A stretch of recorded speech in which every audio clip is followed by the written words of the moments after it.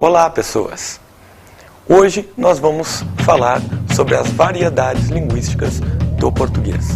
O que é uma variedade linguística? Ora, antes de a gente falar de variedade linguística, nós vamos precisar definir alguns conceitos. Você já parou para pensar no que é linguagem? Por que nós fazemos uso da linguagem? O ser humano, ele é um ser social, ou seja, ele precisa se relacionar um com o outro para poder ter uma interação e para poder formar uma sociedade, para poder conseguir sobreviver na natureza. Essa capacidade de interação, de relacionamento entre os seres humanos é o que nos forma como seres sociais. E para podermos ser seres sociais, precisamos nos comunicar. E para fazer qualquer tipo de comunicação, precisamos então utilizar alguma linguagem. O que vem a ser linguagem, portanto? Linguagem é qualquer conjunto de sinais que possibilitem a comunicação. Por exemplo, quando a gente encontra placas de trânsito, por exemplo, nós estamos nos comunicando de uma maneira. Agora, essa comunicação é feita não necessariamente com alguns códigos com os quais a gente está mais acostumado a trabalhar. Ou seja, não necessariamente a gente precisa se comunicar utilizando a língua. É proibido estacionar. Quando você vê uma placa dessa, você não vê nada escrito. Ou seja, ninguém está ali utilizando uma língua portuguesa ou inglesa para conseguir se comunicar. Essa comunicação é estabelecida graças a uma padronização, graças à formação de um conjunto de sinais que, depois de decodificados, ou seja, depois de compreendidos por um receptor, se transformarão em alguma mensagem. Bem, então nós falamos sobre linguagem. Linguagem, portanto, é qualquer conjunto de sinais que possibilite a comunicação entre os seres humanos. Durante o processo evolutivo, o homem inventou vários tipos de linguagem. Acredita-se que a primeira espécie de linguagem que o homem tenha criado para poder se comunicar com o seu semelhante tenha sido a linguagem visual. Porém, a mais complexa de todas as linguagens que o ser humano criou foi a linguagem falada. E por que a linguagem falada é tão complexa? Ela é complexa porque quando nós falamos, nós precisamos ter um padrão de sonoridade. A pessoa que emite sons precisa utilizar seu aparelho fonador para poder emitir esses sons. E uma pessoa que vai receber esse som, essa mensagem, precisa usar o seu sistema auditivo para poder compreender aquela mensagem. Mas como que ele vai compreender se ele não padronizar esses sinais da fala, esses sinais que eles estão emitindo, né? Esses seres humanos que querem se comunicar, como é que eles vão se entender se não houver uma padronização de sinal?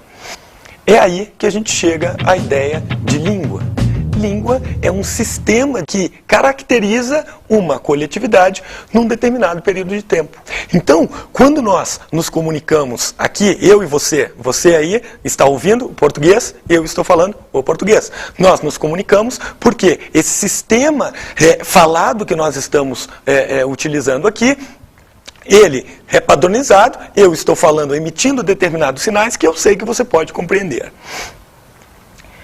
A língua, obviamente, como ela caracteriza essa coletividade, como ela pertence a grupos sociais, a língua ela vai se manifestar de maneiras diferentes em todo o mundo. Então a gente tem várias línguas, a gente tem português, inglês, alemão, francês, italiano, né? Todas essas línguas caracterizam sociedades. Variedades linguísticas. O que são variedades linguísticas? Vamos falar agora da nossa língua, vamos falar do português do Brasil. Aqui no Brasil, nós falamos o português. O português, que é a língua, né, o próprio nome já diz, é a língua de Portugal. Nós fomos colonizados pelos portugueses e exatamente por isso nós falamos o português aqui. Mas será que mesmo aqui no Brasil nós falamos apenas um tipo de português? Será que há apenas uma variedade, uma forma correta de a gente falar o português? Ou será que, como você mesmo já deve ter percebido, que é um fato que a língua se manifesta de maneiras diferentes? Isso é variedade linguística. Variedades linguísticas são as diversas manifestações que uma mesma língua pode ter, a depender do contexto em que se está fazendo o uso da língua. Vamos dar uma olhada então nesse esquema para a gente ver, recapitular um pouquinho o que a gente viu e para a gente poder falar um pouquinho melhor sobre as variedades linguísticas. A linguagem, instrumento de comunicação, instrumento que possibilita a comunicação. A língua é um instrumento de linguagem que vai caracterizar uma coletividade. Da língua surgem diversas manifestações. Manifestações essas que serão adaptadas ao contexto. Pense, por exemplo, que essa variedade 1 aqui é o uso que você faz da língua quando você vai ao cinema, quando você conversa com seus amigos na saída ou na entrada de um cinema. Pense nessa variedade 2 como sendo o uso que você faz da língua quando você está, por exemplo, numa situação de uma reunião mais formal, ou então numa igreja em que você não vai usar a língua da mesma maneira como você usa numa saída de cinema. Agora, a gente pode perceber, então, que existem inúmeras aplicações diferentes para a gente usar a língua. Uma dessas aplicações é o que a gente chama de variedade linguística padrão. A variedade linguística padrão é aquela que a gente geralmente vai estudar na escola, ou é aquela em que a gente vai estudar numa gramática, a gente vai consultar um livro para poder aprender a variedade linguística padrão. Bem, mas essa variedade linguística padrão, ela é imposta, ou seja, dos inúmeros usos que a gente pode fazer da língua, apenas um é escolhido como sendo o uso padrão da língua. E aí a gente fica com uma série de preconceitos linguísticos contra as variedades não padrão. Nós precisamos entender que a língua ela é um fenômeno dinâmico que precisa sim sofrer alterações. Vamos ver então alguns exemplos das variedades linguísticas e vamos discutir o que é padrão e o que não é padrão. Me disseram que tu estava na escola. Disseram-me que você estava na escola. Disseram-me que tu estavas na escola. Quando a gente diz, me disseram que tu estava na escola, a gente está se comunicando, a gente está fazendo o uso correto da língua. O que a gente precisa entender é que essa construção não é a construção padrão. E quem define esse padrão? Quem é que vai dizer para a gente o que é e o que não é padrão? Olha, esse padrão é criado baseado na maneira como escrevem os grandes escritores lá do século XIX, do século XX, um pouquinho também, né? E é óbvio que esse estudo, então, do padrão, do que é padrão e o que não é padrão, muitas vezes se complica, muitas vezes fica complicado, fica confuso para o aluno poder entender como que ele vai ter que dizer, disseram-me que você estava na escola, ou disseram-me que tu estavas na escola, nos lugares em que se fala tu, por exemplo, no Rio Grande do Sul, no Rio de Janeiro, em Belém do Pará.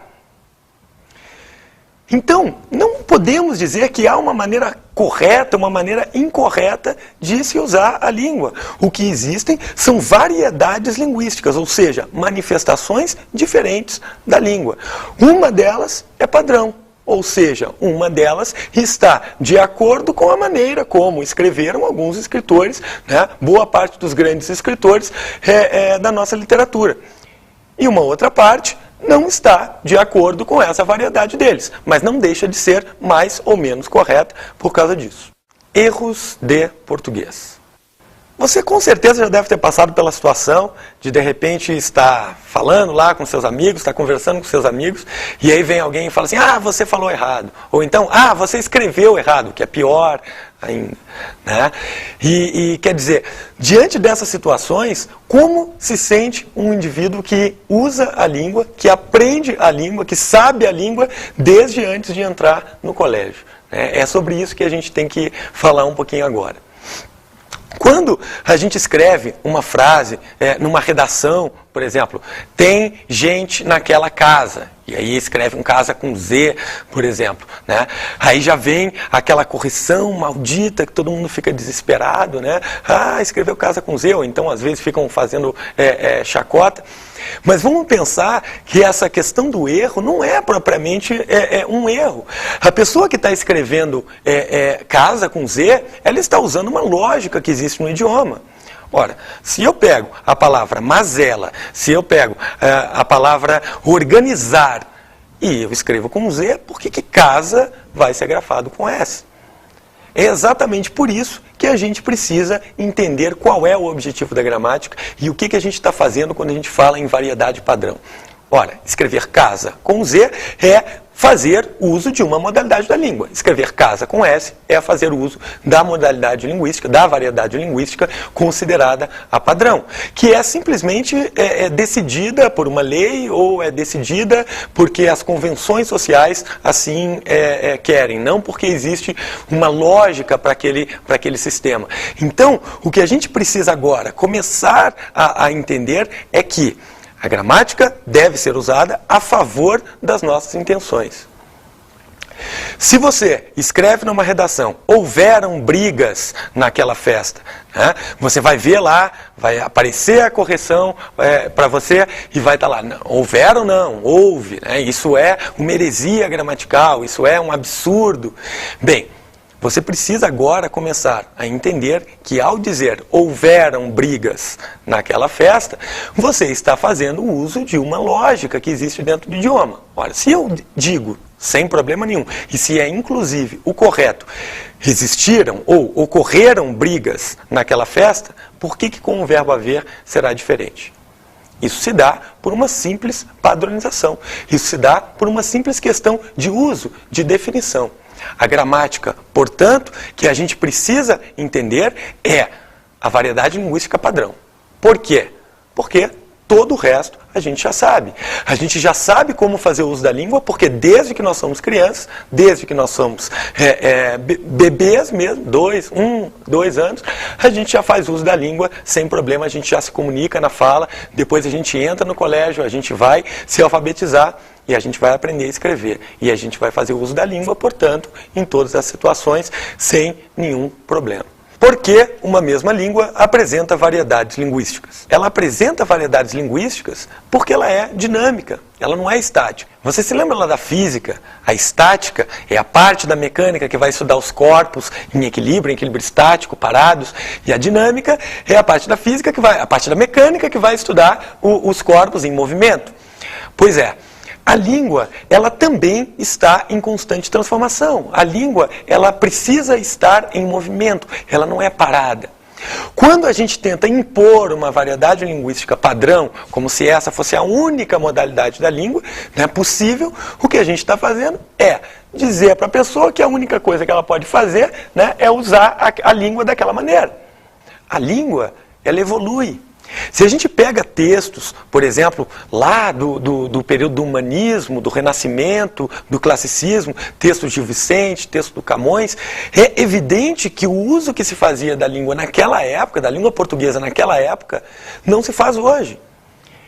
Então, é preciso que nós adaptemos também essa questão do uso da língua portuguesa à maneira como nós falamos hoje.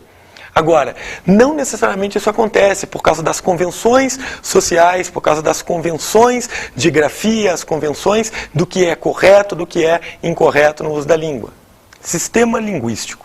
O sistema linguístico é um conjunto de regras intuitivas que os falantes de uma língua conhecem quando vão fazer uso dessa língua. Por exemplo, né, nenhum de nós aqui vai fazer uma construção frasal impossível de ser compreendida por uma outra pessoa. A gente não vai começar a pôr as palavras de uma maneira aleatória para que outra pessoa não nos compreenda. E por que a gente não faz isso? A gente não faz isso porque o nosso objetivo ao utilizar a língua portuguesa é nos comunicarmos uns com os outros. Gramática natural. É assim que a gente pode definir o que vem a ser o sistema linguístico. Diferentemente da gramática artificial, que é a variedade padrão, né? Olha, Alguns escritores vão fazer determinados usos da língua, esses usos passam a ser considerados modelos, exemplos, porque são utilizados pelos literatos, pelas pessoas letradas, vamos dizer assim, né? As pessoas das letras. Bem, e a partir daí, isso se torna, então, um modelo que todo mundo tem que seguir. E não é assim, a gente sabe que não é assim que a coisa funciona, né? Ninguém, para poder utilizar corretamente o português, precisa falar como o Machado de Assis escrevia ou como José de Alencar escrevia. A gente pode então dizer que a variedade padrão é uma gramática artificial. O sistema linguístico é a gramática natural. Para a gente poder sair um pouco da abstração e exemplificar, vamos ver algumas coisas escritas, porque aí vai ficar bem claro para você o que é gramática natural, o que é gramática artificial. Conversando Pedro, mulheres naquela tavam com casa. E aí, conseguiu entender alguma coisa? Fica complicado a gente entender essa frase, né? Por quê? Porque ela não está respeitando as regras intuitivas da língua. Ou seja, ela não está respeitando o sistema linguístico. As regras de construção, de posicionamento das palavras não estão sendo respeitadas. Se a gente passa, porém, para uma outra frase, aí a gente vai conseguir entender. Vamos passar para esse outro exemplo, então. As mulheres estavam naquela casa conversando com Pedro. Então, nessa frase aí, né, você conseguiu compreender toda a ideia que o falante quis traduzir. E por que a gente compreendeu? Apesar de que quando a gente olha ali, né, as mulheres, a gente estranha, é natural que a gente ache um pouquinho estranho ver essas coisas escritas. E por que a gente estranha? Olha, essa frase está respeitando o sistema linguístico. Ela está de acordo com as regras intuitivas de construção do português. Ela simplesmente não está respeitando aquilo que a gente chama de gramática artificial. A gramática que é imposta. Ou seja, ela não está respeitando, ela não está de acordo com a variedade linguística padrão. As mulheres estavam conversando com Pedro naquela casa. Bem, essa frase aí você já deve ter percebido que, além de estar de acordo com o sistema linguístico, com a gramática natural do português, ela está também de acordo com a variedade linguística padrão. Algumas pessoas argumentam que, se não houvesse a variedade linguística padrão, ou seja, se não tivesse esse conjunto de regras, né, que cercam, que moldam a língua, se essas regras não estivessem ali impostas aos falantes, a comunicação tenderia a ser totalmente caótica. Algumas pessoas iam dizer algumas coisas de um jeito, outras iam dizer de outro jeito, e ninguém conseguiria se compreender. Será que isso daí é um argumento verdadeiro? Será que realmente utilizar isso daí para poder convencer uma pessoa de que ela deve ensinar, que ela deve aprender a variedade linguística padrão, será que isso aí é verdadeiro? Vamos tentar ver isso agora. Os falantes, eles usam a língua com o objetivo principal, primordial, que é a comunicação. Ou seja, eles querem entender e ser entendidos. Exatamente por causa disso, os falantes assumem um conjunto de regras das quais eles não vão conseguir fugir, né? Eles não vão querer sair daquelas regras sob pena de não serem compreendidos. Ou seja, eles vão falar de um jeito, como aquela primeira frase lá que a gente viu, totalmente caótica, e ninguém vai entender o que eles estão querendo falar.